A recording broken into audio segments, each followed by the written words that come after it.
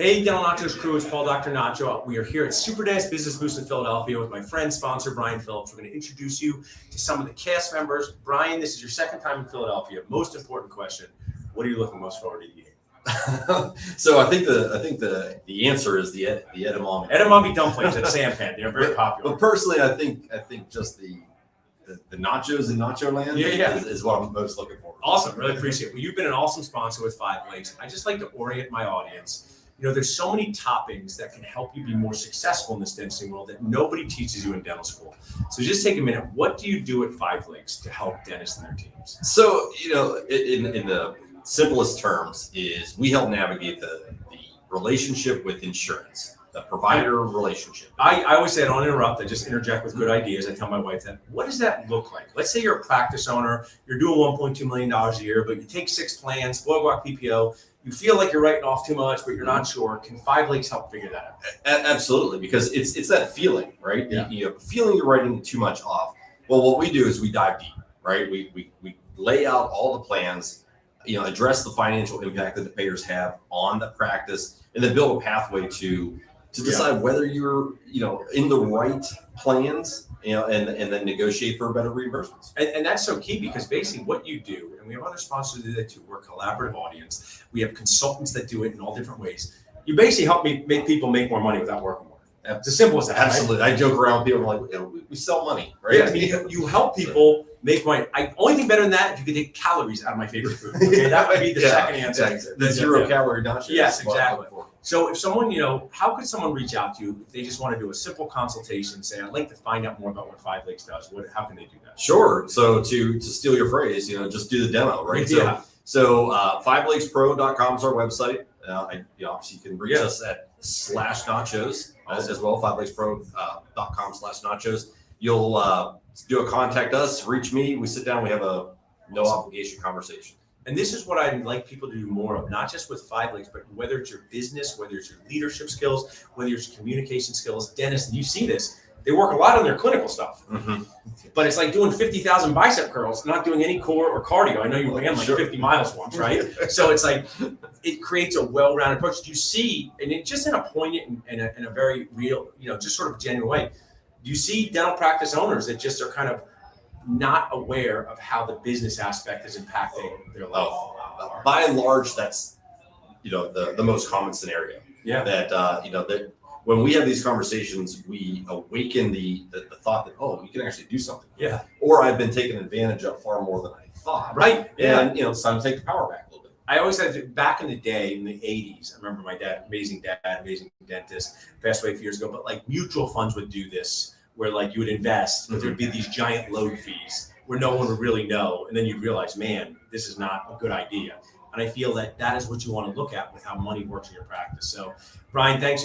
We had an exciting 2 days. You're going to be part of the production. You're going to eat well, have a lot of fun. Maybe before you go, you've been to a lot of dental events, and it's not to compliment me, but what is unique about this Nacho Boost experience for a sponsor? So, as a sponsor, and you do go to a lot of events, it's more of, you're sitting there waiting for someone to come talk to you. And here, obviously, your team has put hands together. We meet other sponsors, we meet other, dentists, students, and it just works. It's a more intimate setting. Yeah. And there's no stress. It's casual. I like that. We're all in here to help improve the dental space. Yeah. And I always say that my whole thing is bring your normal self first, your weird dentisting self second. I always say dentists are weird, Brian, but you've signed up to work with us weird people. Yeah, I don't know. Maybe I'm the weird guy, right? But I would say that, Jamie Amos would say this, who's one of my friends and sponsors. He said, Paul Goodman does this thing where he brings out people and say, I didn't know this thing was a thing. And that's what I want to do for the dentist here. I want them to know that Five Lakes is a thing, but you're going to learn about that from someone else. You're going to see a coach speaking about, man, I didn't know I could tell my client that they could pay someone to fix this problem. Sure. I'll tell you, just another thing, coming last year, I made a lot of connections with other sponsors, and clients as well. But we've built relationships over the year, since the last Super Boost that have helped the dental industry even more collectively. And that's the whole point of this whole thing. We're in this wacky dentistry world together. Thanks, Brian. I'll let you go get some more pizza. Sure. I'll bring my next guest on soon. Guys, hang in here. Perfect.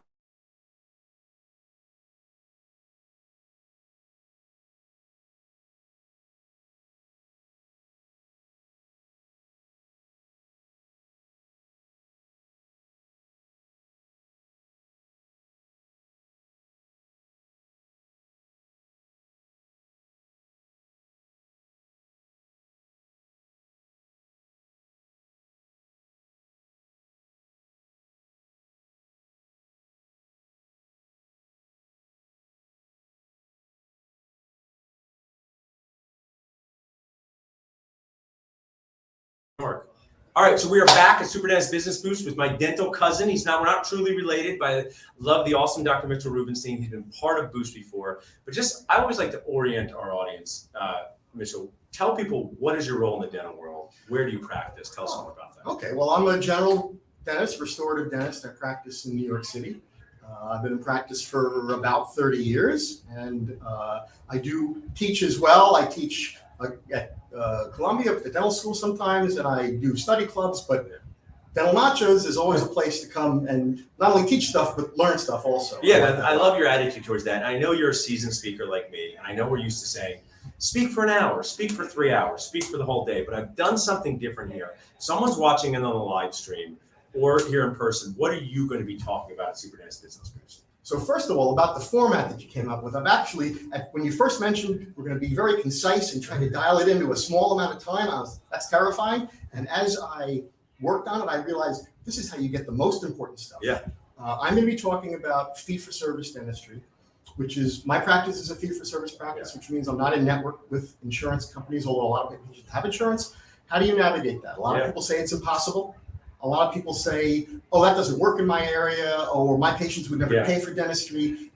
I've discovered a lot of it is not the attitude of patients or insurance companies, but our. Yeah, for sure. I'm totally with you. And also, one of the things, our dental people can tend to be a little dramatic, right? But if someone got up on stage tomorrow and told me about the benefits of being a vegan, it doesn't mean I have to be a vegan tomorrow, but I might say, oh man, maybe I'm incorporating meat too much into my diet. So that's my whole goal here, is to get people to reframe some of this and not have people throw stale nachos who like PPOs. So tell us, and you get me, tell me a little bit about that and how you think about that. So the way I think about that is dentists argue far too much. Oh, in network, out of network. Yeah. Oh, you guys are careless and sloppy. Oh, you guys overcharge your patients or whatever it is. In fact, when I looked at a lot of practices, a lot of my friends do great dentistry in network. A lot of great practices do the same things, whether they're in or out of network. And some of those things can help you communicate better with your patients. And if you want to move into a fee-for-service out of network, they help you. And I'm trying to show people which of those things you can do, because there's no shortage of people who will say, oh, just drop all the plans and get out of network, which is really, even if you want that, that's a disastrous thing. And I mean, I don't want to use a too poignant example I remember from dental school, but when people have a addiction, they can't just stop taking or doing, whether it's food or drugs or this. So this cold turkey approach is not one that's a benefit to people. And you've seen Dr. Travis Campbell speak. Sure. As a fee-for-service dentist, because people ask you about insurance, even though you're not in network. Of course. And I've actually learned a lot from Travis. I think very highly of Travis and his whole system there. And it's important for me to know because my patients have insurance. And even though I don't participate, that doesn't mean I can say, oh, the heck with that. Right. I'm supposed to help my patients. You're in the office answering the question. I said, why doesn't my insurance cover this? You and your team have to be ready. Right. And so the things that I'm going to be talking about help, whether you want to go be out of network, whether you want to get there eventually. It's sort of how to act fee-for-service without necessarily jumping out and doing it right away. Take the next step. Now, before we wrap up, Mitchell, I always like to just provide context. I mean, you've run the Greater New York meeting. You've been at a study club at a Holiday Inn. You've been at conferences.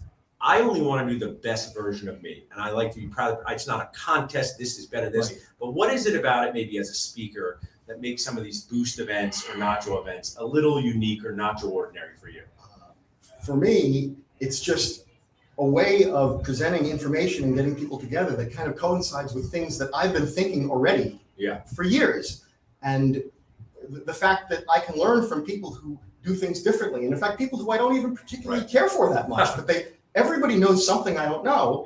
And when I say to somebody, oh, this is the way I do it, I'm not saying you have to do it that way or you're terrible. And I don't take it in the reverse either. And that's the way things are here. And then I appreciate that. And I do strive really hard.